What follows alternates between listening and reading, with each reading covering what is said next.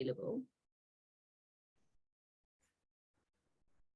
So what I'm going to do today is I am basically going to take you on a whistle-stop tour of how to write an innovative fundraising strategy that has loads of different income streams coming in, that plays to your strengths, and that allows you to fundraise within your values framework. Well, I'm feeling nervous now because I can see people I know in the room, so don't say anything to me, Amber and Wayne.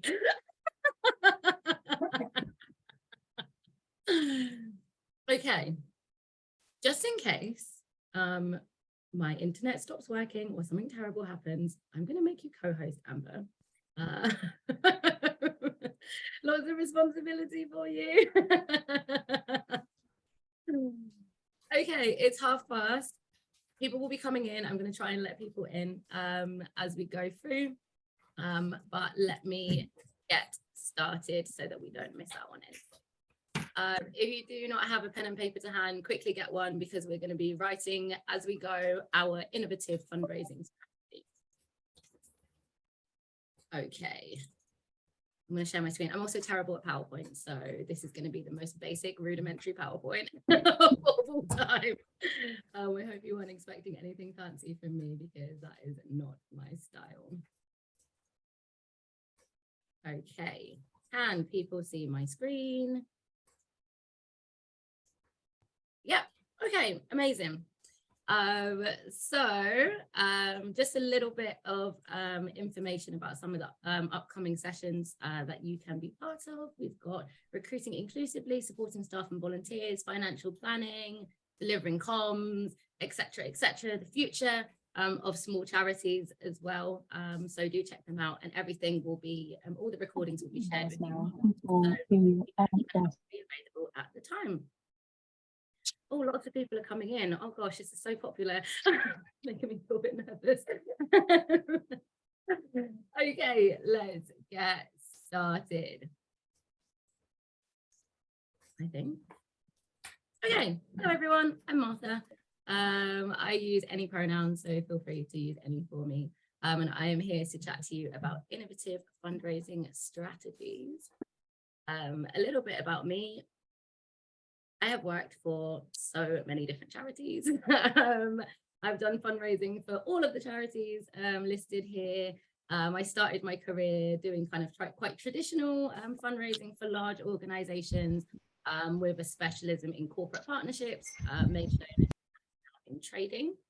And most recently, I've started supporting smaller organizations, particularly ones led by people of color, working in and around kind of migration and refugee rights, to help them build strategies that really work for them, that don't compromise their values, and that kind of allow them to fundraise in a way that really kind of suits their mission, rather than being kind of led by what the funders want, really helping them to build strategies that allow them to do the things that they really want to do and kind of build the infrastructure that they want to build.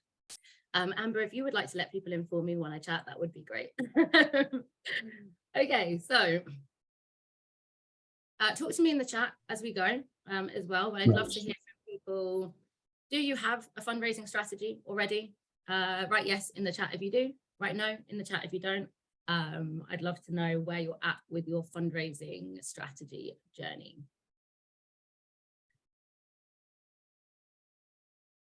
So, oh, it's coming in. No, oh good, I'm glad. This is a no, brilliant. Okay, everyone get your pens and papers ready. We're going to write a strategy together right now.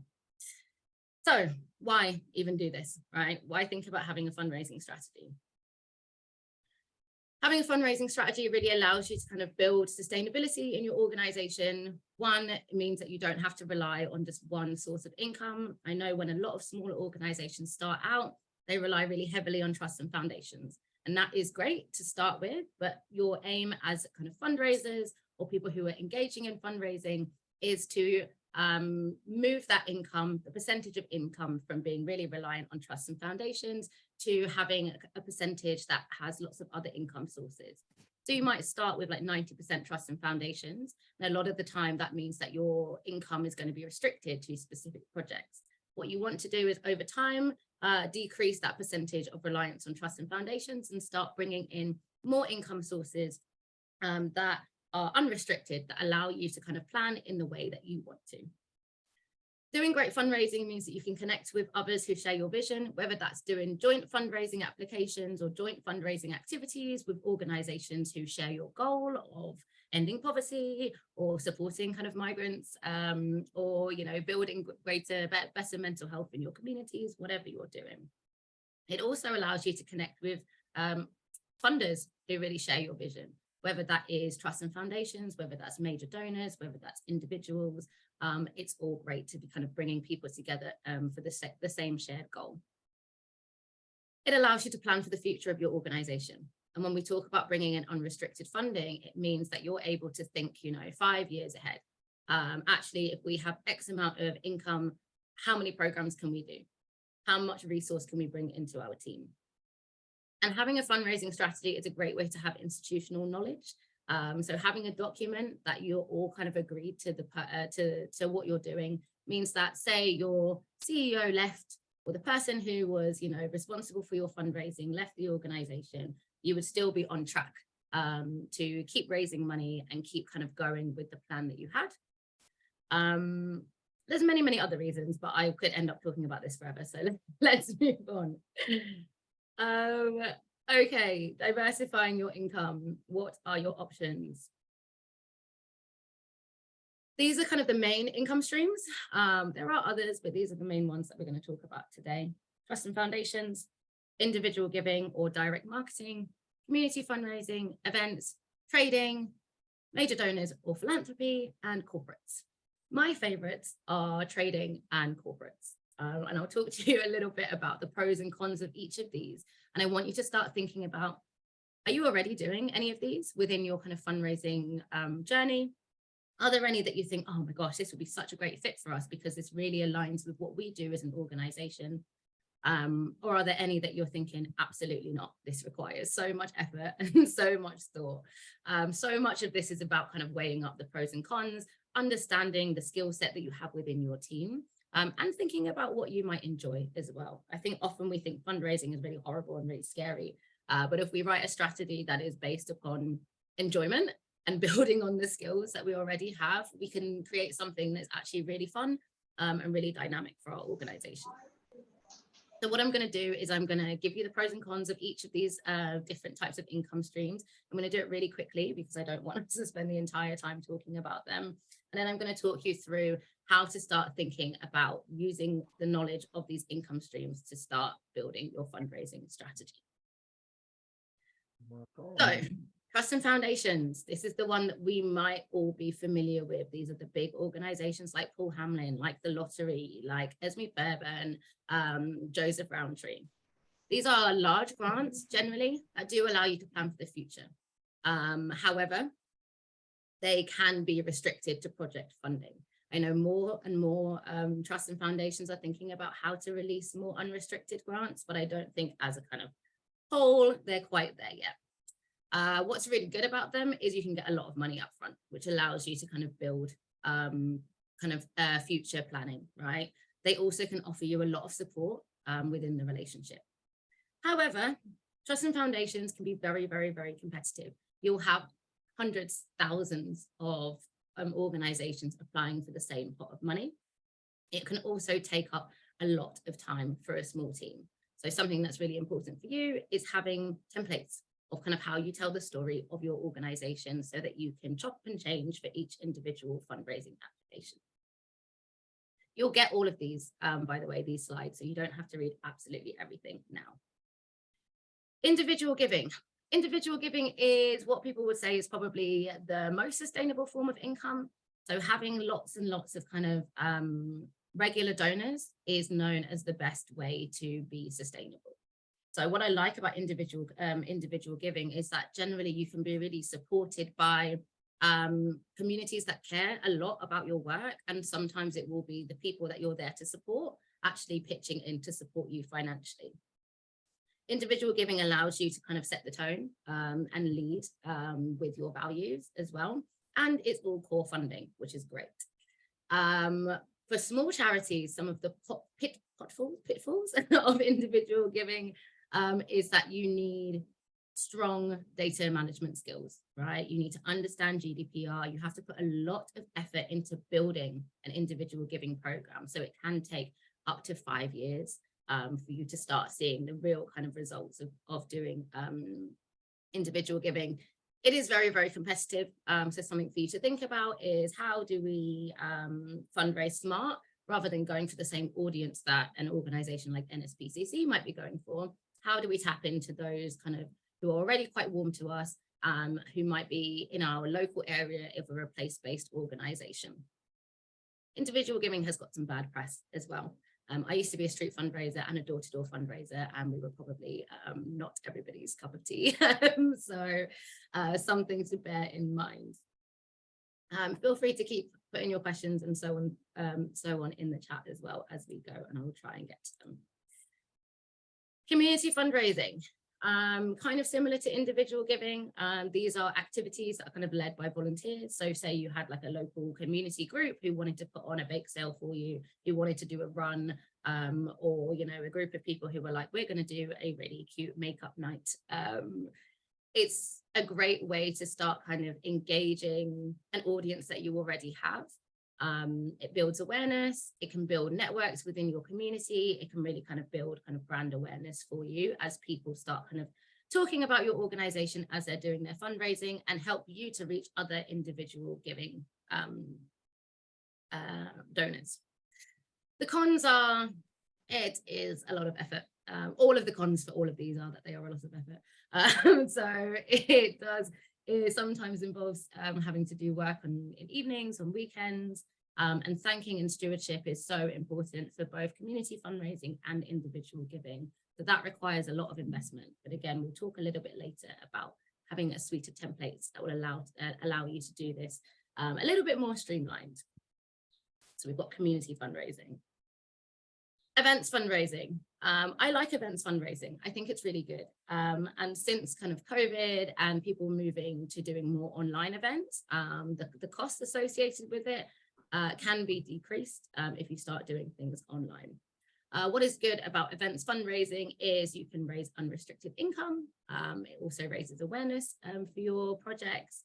It's a really great way, again, like similarly to community fundraising, to build a really kind of loyal base of supporters who are really engaged in your work, who are kind of in constant communication with you, and who take on the mantle of doing the fundraising for you, so that the responsibility for fundraising doesn't just sit within your team. I love doing online events. I'll give you an example of how online events has kind of worked for me. I used to work at an organization called Refuge, and we really struggled to engage one of our corporate partners. So we were working with a makeup brand called Avon. And although we had like a few kind of people who were, you know, maybe like 4 or 5 people who were really engaged, when I'd go to their offices and be like, right, I'm here to give a presentation, it would only be a few people that would turn up. So instead, I started doing these kind of lunch and learns online, where I would bring a member of the policy team to talk about kind of latest, you know, trends or policy positions that Refuge was engaged in. And instead of having that commitment of people to kind of be in the office or like come to a specific place, because it was online, we had so many more people attend, and I was able to make a fundraising ask to everybody in that room, right? So I think doing online events is amazing, right? So I think, you know, if you don't have as much money to invest in the upfront costs that come with doing events in person, like a kind of networking event or a little dinner lunch thing, doing events online to start cultivating relationships is really great. You can also do events that help. Can anyone hear the building work happening outside my house? Okay, cool. Just me then. Just me. It's like drilling into my brain. So an amazing thing that you can do with events. So say you had a group of major donors, and I'll explain a little bit more about what that is in a minute, or some corporates that you really wanted to engage. You could invite them all to an online event. It could be an hour or half an hour at breakfast, just to say, this is what our organization does. Start building those kinds of those relationships, to start kind of getting those contacts. It makes it a little bit easier than having to kind of make those individual approaches. Just bringing everybody to one place online, showing them something interesting about your work. I think it always works really well when someone from fundraising or somebody from when someone from fundraising brings someone who's doing like service delivery with them, so that they can get a real insight into kind of what the, you know, real problems of your organization is trying to face are. I think, yeah, I think it's really good, basically. Okay, let's talk about trading. The word trading sounds really scary. I'm not talking about crypto or anything like that. Trading or earned income is where you offer goods like merchandise or services, right, to a potential partner. I probably didn't know so much about trading when I first started doing fundraising, but as I've set up my own organization, which is a business, so it's slightly different, trading has been kind of key. And when I talk to organizations who are particularly ones who are looking at decolonial practice, who are looking at racial justice, who are thinking about organizing and how to kind of bring about systemic change, trading has been really, really, really useful for them. So trading can look like offering workshops, paid workshops, where you can either offer it to local government, to other charities, to businesses. It's a kind of goods or value exchange. I've had organizations that I've worked with on fundraising strategy who have set up sketch notes as a business, as part of their kind of trading arm. So they'll go to organizations and say, hey, like, you're doing this event, can we sketch it for you? And you'll obviously pay us. So thinking about, okay, what could you offer as a service, rather than having that kind of relationship where the power dynamic can be a little bit skewed. What I like about trading is that you meet people as equals, right? So you can say, we've got this amazing product, whether it's, you know, they can use one of your rooms as like meeting space, whether it's that you offer kind of like workshop consultancy, or you offer a product, merchandise or something like that. I'm a huge fan, but the cons do exist. There are regulations around trading. You need to know your stuff. We are living in a very kind of uncertain economic climate. So you need to be able to pitch things at the right financial level. Happy to hear about anyone who does sketch notes. Karen, an organization called Migrants in Culture has just started sketch notes as their kind of trading offer. And they're brilliant. They sketched one of my conferences recently, and I've never seen anything like it, the way that they designed. It was really, really beautiful and made me feel really special.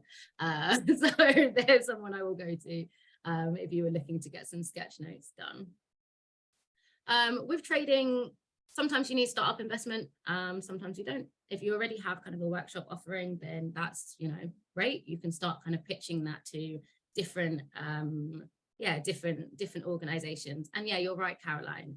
I think for me, like, so much of my work is about power dynamics in fundraising. A little plug for my conference, BAME Online, where we talk about the power dynamics that exist in the fundraising relationship, particularly for organizations who are led by people of color.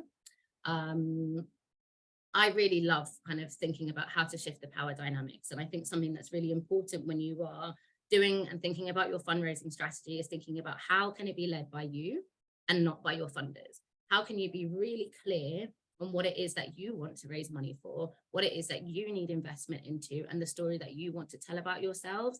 I think because fundraising can seem quite scary, we can often be like, okay, well, whatever the donor wants, that's what we'll do. And then we end up creating programs that we never really wanted to do, that stray us a little bit further from our mission than what we had originally intended. So yeah, I'm a huge fan of trading. I will talk it up forever. But let's move on. Major donors. I think major donors are really cool. I do. They are individuals who may be kind of wealthy, depending on what you think a major donor is. For some charities, a major donor is an individual that gives £500. For some charities, a major donor is an individual that gives £10,000. So you can make those decisions about what it is that it is a major donor for you. So major donors can be quite complicated because they're people, and people are very complicated, right? Some people really want to control where their money goes. Some people are a little bit more open-minded. When I've given large gifts through my organization, I'm very much like, do whatever you want with the money. I trust you. Some organizations or some individuals might be a little bit different. So it's very much like, who knows when it comes to major donors. But what is really good about them is usually they're well connected. They can introduce you to lots of kind of influential people, and the relationships, if you have a good major donor, they can be really long lasting and really, really beautiful, right? People who tend to be able to give major gifts have interesting skill sets, interesting knowledges. They'll probably be very, very interested in your organization and keen to support beyond just that financial gift as well. And you can gift aid, which is always a win. The cons of major donor fundraising is that you may not see any money whatsoever when you start prospecting for an individual to give you large amounts of money. There is a lot of time and energy that needs to go into doing research for major donors. And you may end up aligning yourself with somebody who is problematic. So you have to do your research, you have to do your due diligence to really make sure that you're aligning yourself with the right type of person. And again, you cannot actually control when they will give the gift or if they will give the gift. How do you find major donors? Where do you start?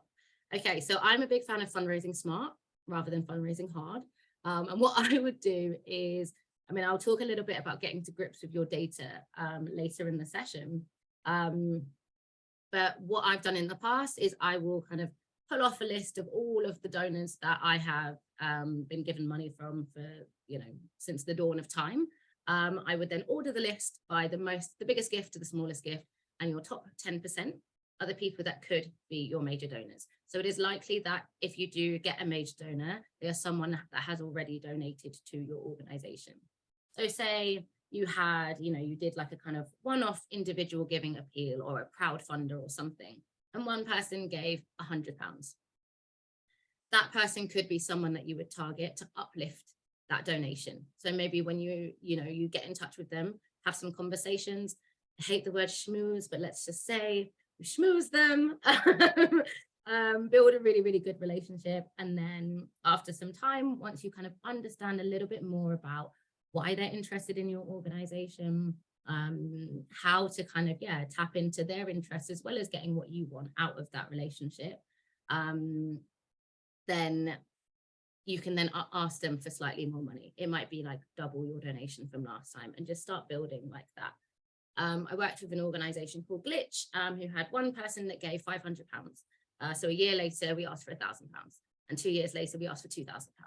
And just started kind of incrementally building that. What if, this is a question from Sammy, what if people have given in the past and haven't opted to hear from you? Then that is very unfortunate, but you have to follow GDPR rules. So, I mean, another way to kind of find major donors is to invest in prospecting, which is kind of a research function where you spend a lot of time trying to find individuals that are really aligned with what you're interested in or what you're doing. So say you work for a mental health organization. Who are the people on Twitter, on kind of with high-ish profiles who are talking about mental health? Right, so probably not the people that are so well known that they would be like an ambassador of like NSPCC, but somebody of a kind of more middle, middle range. And I think for small charities, a lot of the time people will make the mistake of going for like the hugest brands or like the most influential people, when actually you're competing with organizations that have massive income, that have massive resource, who are able to kind of outmaneuver you. So actually, how do you kind of find those kind of mid-range donors or influencers? But again, that's one of the cons of major donors. It can take a lot of time to start building that. I will always say, start with individual giving and then build major donors out of your individual giving. Which might mean that you have to invest in mechanisms for individual giving that aren't ones like Just Giving, because Just Giving anonymizes all of the data, right? So actually, how are you able to collect as much data as possible? I'm trying to read through the things in the chat. I hope I'm covering what people are asking. Can you contact them on grounds of legitimate interest? Yes, you can. Usually I will send a thank you, or I will send an update. So, you know, if somebody has donated, I would say, okay, it's been 6 months or a year since your donation. This is what we've done. It doesn't have to be like, this is what we've done with your money, but this is, you know, 3 things that we're really, really proud of. Don't send them like a whole long kind of report, but, you know, a nice, thoughtful email, some links, some videos, whatever you have at your disposal. But part of kind of what makes fundraising, good fundraising good, is having that kind of stewardship journey, making sure that you're in constant conversation with your donors, not constantly asking them for things, but constantly showing them how important the relationship is to you and all of the wicked things that you're doing, right? I love showing off about the cool things that my organization is doing. And that's why we've got a really kind of engaged audience at my business. Yeah, I've lingered on major donors for a while, but I'm a fan, so. Corporate partnerships is brilliant, I think, because within a corporate relationship, you get to try out every single form of fundraising, right? Because within an organization, you have loads of different individuals. So you can see a corporate partnership as a way to get loads of individual donors, maybe through company giving schemes, which are really easy to set up. You could also have businesses, you know, get together groups of individuals to do fundraising. So you've got the community fundraising part of it. You can also write applications or kind of, you know, a case for support with a financial ask attached. So when I worked with, who did I get this big donation from? I can't remember. But when I worked with Refuge, one of our partners was kind of the cooperative bank. And every year we would write in a kind of new application, even though they were our partner, just saying, actually, you know, we're working on this huge tech abuse project. This is kind of the impact that it's going to have. And this is what we need funded, right? And then maybe put in a 30K ask to them. Even though they were already a partner of ours, it still was actually, we need you to know that, you know, this partnership is, you know, yeah, there needs to be something that we're getting out of it, essentially. Something that is quite interesting and could be useful about corporate partnerships is gift in kind. So gift in kind is when a business gives you stuff. It can be laptops, it can be office space. When I worked at Ronald McDonald House Charities, one of the most important bits of gift in kind that we had is that our entire team worked in McDonald's head office. They paid for our internet, they paid for our lunch, they paid for our desks, they paid for our computers, which meant that we had like a lot less running costs. So actually, what are the things that you really need within your organization? Can you make a list of, okay, we need laptops, we need office space, we need, you know, meeting rooms, we need to be able to kind of set up, have events and have networking events. Can you ask a business to offer that space for you? They are very much more likely to offer you something than to offer you cash outright. But once you're kind of in that relationship, you can start maneuvering so that you're, you know, getting more value out of that relationship. Another way to connect with a corporate is corporate volunteering. Corporate volunteering can be a gift and it can be a curse. And I am going to tell you how to make it a gift for you, okay? So most businesses are desperate for a way to keep their employees engaged. And younger people in the workforce, like particularly millennials and Gen Zs, they are really keen on understanding what a corporate's kind of CSR, which is their corporate social responsibility aims are, how they're engaging in communities, how they're being responsible, right? So you'll have young people asking questions like this in their interviews, right? In order to gauge whether this is a company that aligns with their values. Since coming out of COVID, loads and loads of organizations are thinking about how to kind of bring their staff back together. I mean, we're still grieving. It's been a really traumatic period for everybody. So loads of businesses are thinking about staff well-being.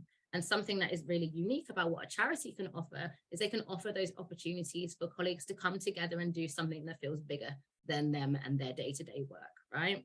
So do you have a volunteering program that a corporate can get involved in? Can you create something that is meaningful for you, not just for the business? Whether it is that you need businesses to support the people that you're working with writing CVs. whether it is that you need, if you work for a small homeless charity, for example, can a business come in and serve food? What are the ways that an organization can really add value to your work? And then the big surprise is you make them pay to do this. And that is what makes it really valuable to you, right? So in the past, I've worked for a small homeless charity, and we had businesses come and serve food, right? And they were coming in for free. So I was like, no. They'll pay £1,000 every time they come. And even for like 3 members of staff to come, that £1,000 was nothing to the business really, but it was everything to us. So can you create these paid volunteering opportunities? And even if the volunteering that a business is doing is not actually that helpful for you, if you attach a cost to it, it suddenly becomes very, very helpful. So think that through, because I always thought that was the easiest and the most useful way for us to kind of make a corporate volunteering program work. Once you've got the corporates in volunteering, they're yours. Like, they'll love it. They'll be really invested in what you're doing. They'll be really keen to think about how else they can get involved. I'm saying like corporates is the best. There are some terrible, terrible things. How do you attach a cost, Rosie? Sometimes I just make it up. I would just say, let's start with £500.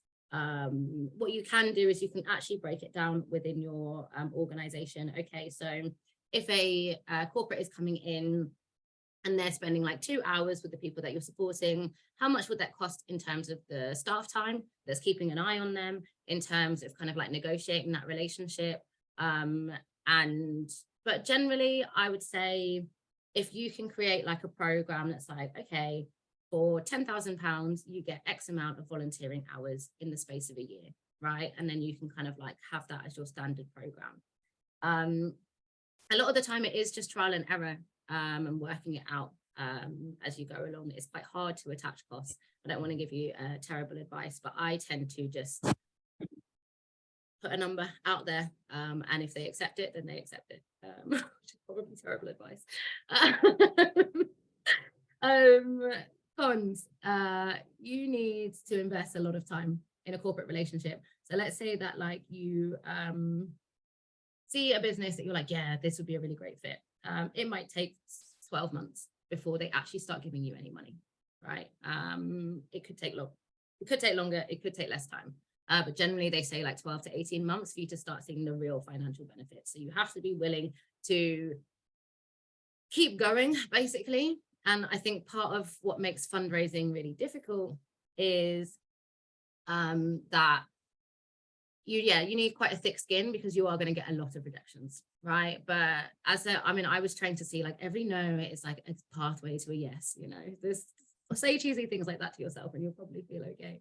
But it does need a lot of time. You need to be able to know how to get out of the corporate relationship once you're in it. So you want to have an exit strategy. The timeline is often dictated by the corporate partner. However, you have to be really firm. You have to be really, really firm in being able to kind of say, no, we don't want to do this, or no, we don't want your donation of literal crap. Because there are lots of businesses who will be like, okay, we've got all of this old stuff, now we're going to donate it to a charity.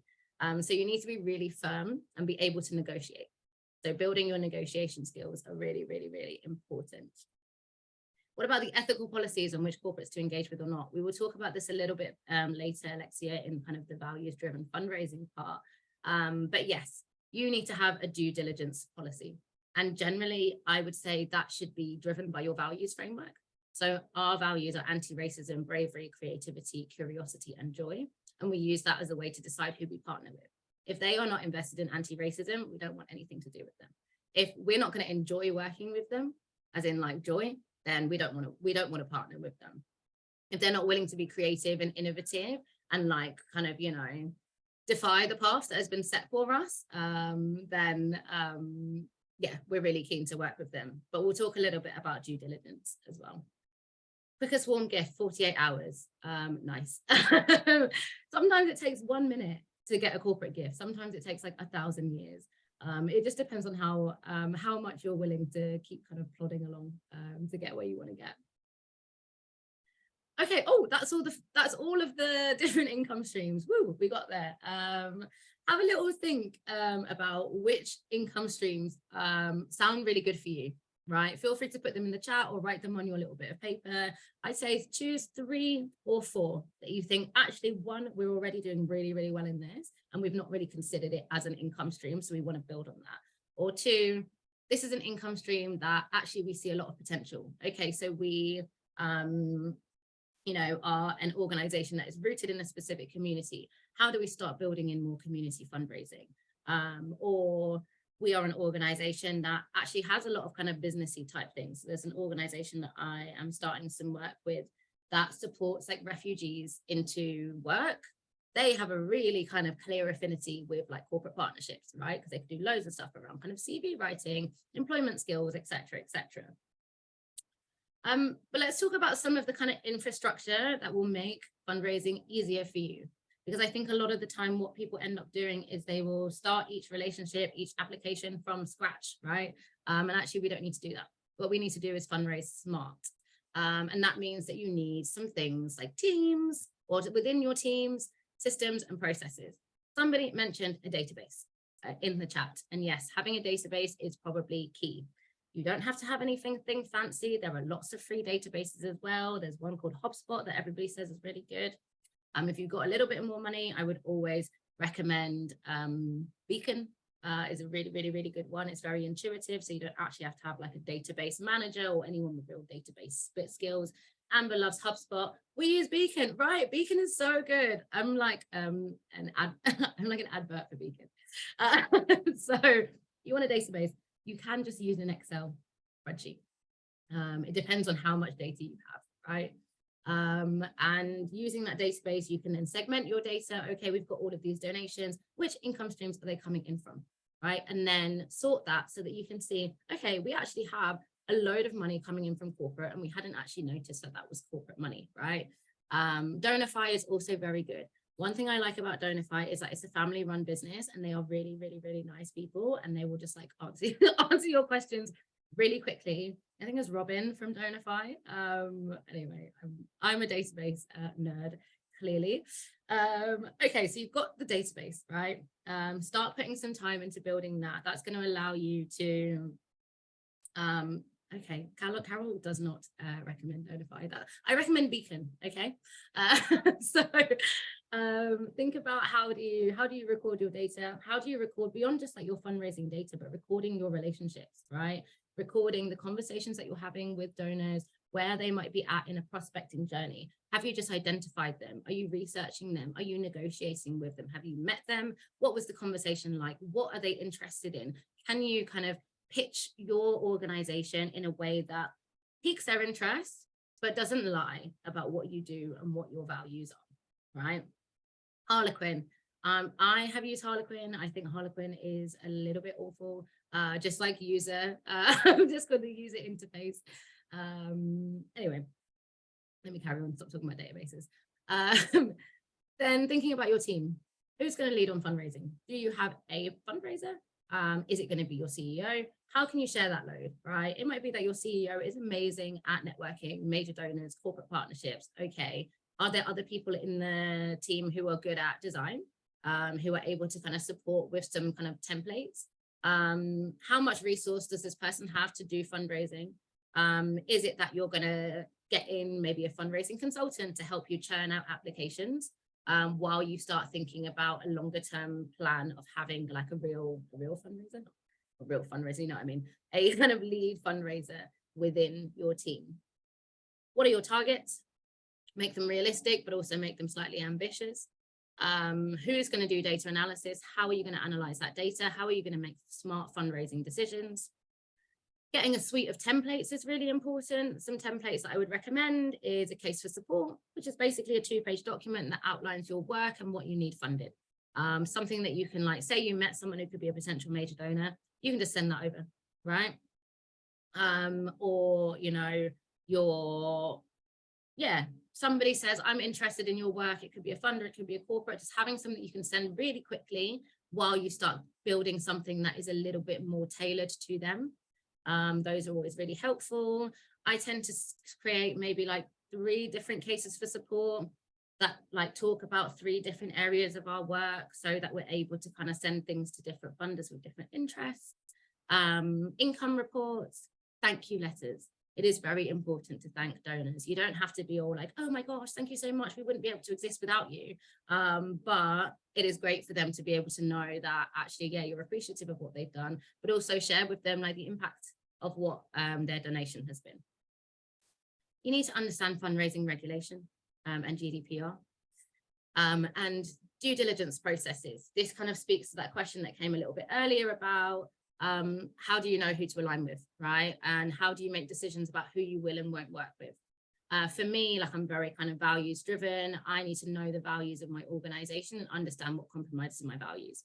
A lot of organizations I work with work in and around kind of migrant justice. So they say, we'll never take money from the Home Office, you know, or we won't take money from the police, but we will take money from these funders where it's a little bit of a gray area, but we need to come to consensus as a team as to whether we're going to take that money, whether it's worth maybe like impinging a little bit on our values in order to actually be able to live our mission.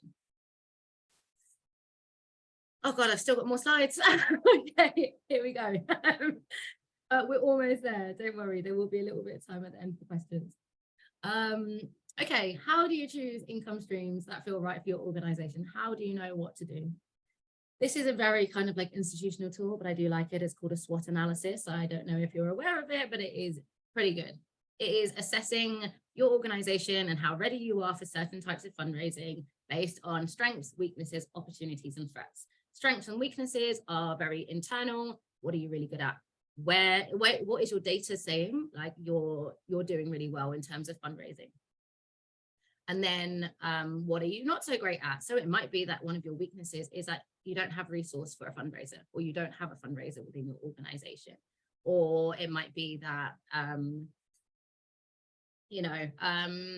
you're all working part-time. But your strengths could be, actually, we've got this really, really great relationship, or we're really good at making like assets. So we can capture people's attention online, et cetera, et cetera. And then you have the kind of external opportunities and threats, which is very much what's the external environment saying? You know, we're living in a very like strange economic climate. However, there has been a lot of shifts in kind of, giving in the UK, where more and more foundations are open to giving unrestricted.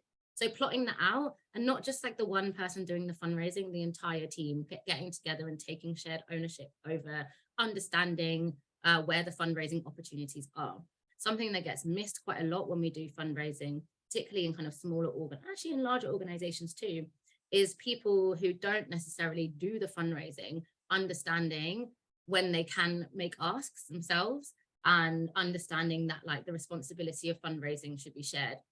Like it should be held by like one person or one team, but it should be shared. So when you've got someone going out and doing workshops or doing programs, they should be making a financial ask as well, or making it easy for people to know how to donate to your organization. So I've already said a million times, look at the data. Data is so important. Data will just drive what you're doing. Think about what you actually like doing. I feel like we really do ourselves a disservice in fundraising by making it like super horrible and boring. So actually, like, what do you like doing? Do you enjoy networking? Do you enjoy meeting people? I became a corporate partnerships fundraiser because I love to network. I love being the center of attention. I've even got this flashy microphone so that everybody looks at me. And actually, like, how do you play to your strengths, right? What skill sets do you have within your entire team, not just the fundraiser? What relationships do you already have established? What resource? Thank you for the microphone, NB. I'll put that in my list of resources at the end. It's only 30 quid. It seems a lot fancier than it is. What relationships have you already established? And what resources and skills are lacking in your team? And how can you build on that? Checking for time. Oh my gosh, I still want to give you time for questions. I'm going to like speed through, even though I know you're asking questions in the chat, and I appreciate it because I want to be able to answer as many as possible. Okay, for me, this is the most important thing, right? We are values-driven organizations, and I think sometimes values stop at fundraising. So people can really engage in some very unethical fundraising practices, and I will count myself as one of those people.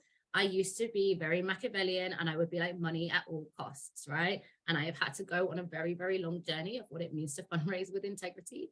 And now, like, I really focus on what does it mean to fundraise within our values framework. So firstly, know your values. If you don't have values within your organization, then come together and decide what they are. It can be temporary values. It can be values just for fundraising. But how can you apply those values to fundraising? As I said earlier, ours are anti-racism, bravery, curiosity, creativity, and joy. And we actually use that just as our due diligence check. You know, is this organization doing terrible racism things? We won't work with them if they are, but if they are on a journey of kind of atoning for that or learning or kind of, you know, transforming after being called out for racism, then we're very happy to work with them. But for me, like, joy is at the heart of this. Like, I only really want to engage in partnerships that are going to bring me immense pleasure and joy. And I feel like that's kind of how. Yes, okay, Shannon's saying that they've got a policy of not accepting donations from donors who don't meet our values. And you can say no to donors. And I think what's really interesting is because donors kind of think they're the, you know, bee's knees, it can be really affronting when an organization, particularly a small organization says no.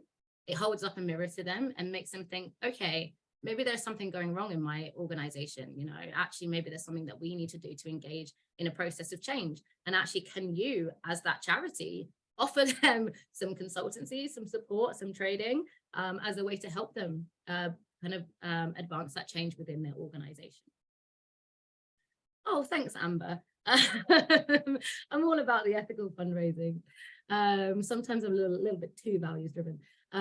So yeah, what kind of income might compromise your values? For me, I would never take money from the police. I would never take money from, you know, the military because we are an anti-racist organization. But you need to know your red lines. You can say, these are the specific organizations we wouldn't take money from. And then these are our gray areas, right? It might be that, you know, there are some funders that you're like, okay, if they were funding a specific project, then fine. Yeah, it's something that you need to come to consensus with, I'd say, with your entire team, not just the fundraising mechanism. Actually, can we all agree as an organization what our values are and how kind of fundraising can match your organization's vision and culture? I'm almost at the end. Oh my gosh. So I hope migrants in culture do not mind that I took this slide from our most recent fundraising workshop. But this is something that is a really kind of easy way to help you see how to package up the different themes in your work in order to attract different funders. Okay, so you might, you know, be contacting a funder whose main interest is mental health. Is there a way that mental health can play a part in the story of your organization? So migrants in culture, they kind of use design justice as a way to kind of talk about migrants' rights and refugee like justice, et cetera, right? So we had a little mind map moment, and I would suggest doing this again within your entire team of just kind of breaking down all of the different themes that exist within the organization, right? So it might be that we think of ourselves as this one thing that does this kind of, you know, very specific tagline.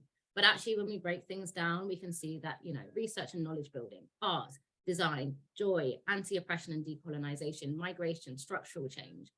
You can start a conversation with a funder, let them lead and find out what it is that they're interested in. And then you can say, oh, okay, they're interested in structural change. How can I tell a story about my organization that is really rooted in structural change? That isn't lying, but is very much kind of, you know, pivoting based on a particular theme, right? When I worked at Refuge, we would break our organization down into tech, because we did like tech abuse, economic empowerment. So we talked to finance companies about economic empowerment. We talked to tech companies about technological abuse. We would talk to women's kind of brands about kind of, you know, women's empowerment. We had makeup brands as our partners. We had, we would just break it down into like the most tiny little thematic areas, just so that we were relevant to as many people as possible. And that can be quite a fun exercise as well that you do with your entire team. And I think when it comes to like really putting together your fundraising strategy, this is something that should be done by the entire team, because often we think the fundraiser has all of the knowledge, but actually this is kind of, you know, it's a huge operation doing fundraising. And actually the more people that are invested in it and feel a stake in it, the more likely you are to raise more money. And it won't just fall on one person to do all of the fundraising. I finished. We did it. I've actually got 10 minutes left. I'm out of breath. But these are my contact details. You know, you can find me on Twitter. You can find me on LinkedIn, on my website, etc., etc. And yes, someone has done a little plug for my conference. I do a conference every year where we talk about values-driven fundraising. We talk about anti-racist practice in the charity sector. This year, we're going to be talking about joy. We're going to be talking about reimagining futures through the arts. We're going to be talking about Oppression Olympics. I shouldn't really be plugging my conference right now. Does anyone have any questions? Shall I stop sharing my screen so I can see everyone? Hey, everyone. Any questions for me?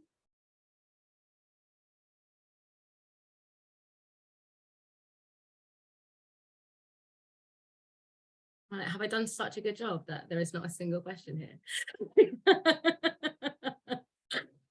Oh, you're so welcome. Honestly, this was so fun. I don't get to talk about fundraising that much anymore because I'm always talking about anti-racism, but it's nice to think about how the two can come together. I'd love to hear from you in the chat.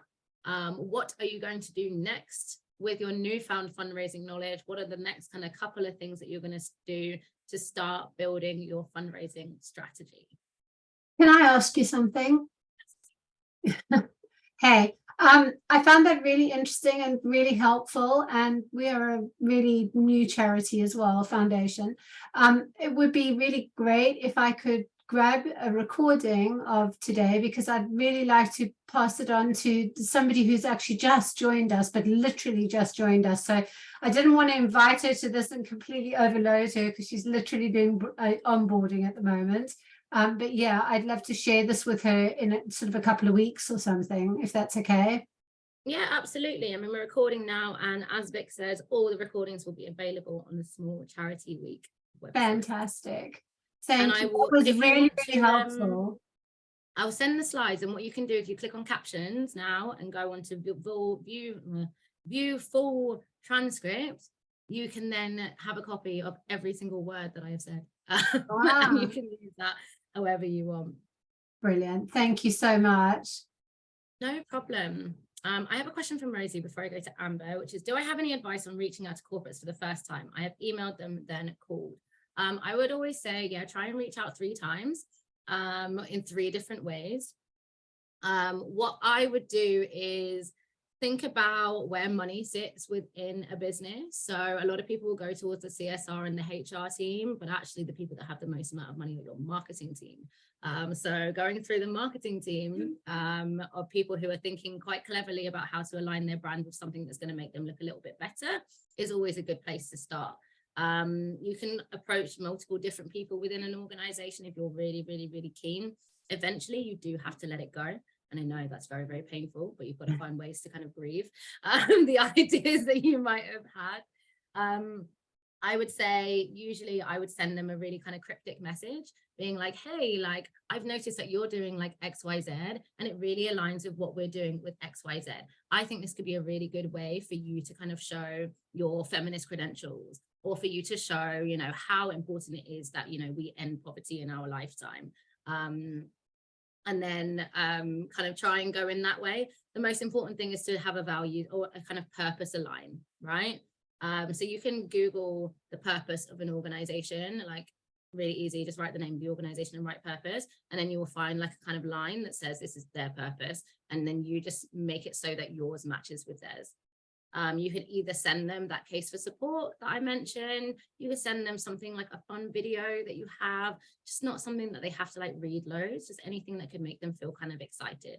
But I'd say the best thing for me to get to contact or to get to know corporates has always been going to networking events. So a good way to know which networking events to go to is if you are based in a specific area, and this helps for being like a location-based charity, you can go on the business improvement districts in your local area, and they often have like networking events, and then you just invite yourself to those, get some cards, smile, show people how great you are, and that tends to work really, really well. Amber. Hello. My hand. I've been working with a lot of buy and for led organizations, and particularly around kind of the individual giving piece and that struggle that particularly, you know, engaging with major donors and stuff like that, where invariably the boards are made up of people from racialized minority communities, low levels of income. And it's very different when I'm speaking to another board that might be, let's be honest, a purely white board or middle class and above, and can have the connections and what have you. And it's just that, any tips, thoughts around how do they kind of create those kind of individual givers and things like that, when I kind of always feel like there's not sharing these practices is not giving them equity, because obviously they're coming from behind. Just wondering what your thoughts and reflection were on that. The data shows that the people who have the least give the most anyway, right? And that's something I always found when I was doing like street fundraising. If I went to a Wood Green High Street, which is a very deprived area, I'd get loads more sign up than if I went to like central London, right, with all the business people who were like, oh, we're too busy, blah blah blah blah. So I would say giving people something realistic for them to be able to donate, whether it's £2 a month rather than like £15, and just like setting something quite low. I would say, depending on kind of like what kind of buy and for organization you are, say you were like, okay, when I was at Charities So White, we got so much individual giving support from our allies, right? So it would be, actually, if you care about racial justice, if you care about reparations, then you should be kind of supporting our organization. So there's kind of two ways that you can do that. You can be very targeted to say, actually, people who benefit from systemic oppression, you should be paying it forward, or having a really kind of like low level giving scheme. So Glitch, which is kind of, their board is pretty much all Black. They are supporting like Black women who experience online abuse. Their ask was always like £2 a month, and you start kind of building that over time. You can then ask people to increase their donation over time, but I would just say, yeah, keeping it low. It's about the numbers rather than the income when it comes to individual giving anyway, really, isn't it? But I think it's a difficult one. Like, I don't think there's an easy answer to that, and sometimes I think that's why it's important to have those kind of very diverse range of income streams, so that after testing out for a few years, you can really see what works. I think sometimes we'll get in our minds like we must do individual giving. It might not work for you. It might not work for the skill set you have in your team. It might just, people just might not really connect with like your mission en masse. So you pivot to trying a different income stream. But actually, just hearing those stories, they're nice stories to share, because I think sometimes you say to people, well, let's look at it, let's try it, and there's that fear. But actually, if you say, well, they just did it and they look just like you did, a year ago, that kind of gives people confidence. So thank you. You're welcome. Questions? We've got 4 minutes. Oh gosh, there's so many. How do I feel about charities setting ambitious clients targets in the current climate? Okay, so I'm actually like really anti fundraising targets, and like everyone's gonna hate that. So I'm very much about like, how do you set targets like based on like the non-financial as well as the financial, right? So how can you set targets based on the quality of relationships that you have, right? Or actually, how do you set targets that are more about getting specific programs funded? Often we'll just set arbitrary fundraising targets and then increase them year on year that aren't in line with like how inflation is or kind of the political climate, right? So actually being really kind of thoughtful about, okay, if we were to actually just fund the things that we wanted to fund, like that should be our fundraising target. It doesn't need to increase for the sake of increasing. Sometimes it's okay for fundraising targets to decrease based on the economic climate, but also based on the skill set that you have within the team. I am not a fan of growth for the sake of growth. I don't like capitalism. So I would say think beyond just the financial fundraising targets and really think about the quality of relationships that you're building. A lot of the fundraising targets I think are really important is setting targets based on infrastructure. The target should be, can we get a fundraiser in? That's the main target. Can we actually build a functional database that works for us, right? That should be one of your targets. So when I had team systems and processes, that's always one of my kind of income streams, because for me, like having that infrastructure is actually really more important than setting targets just for the sake of it. And I think that's one thing I learned from like large organizations. They were just obsessed with growing for no reason. And actually that growth came at the expense of our mission.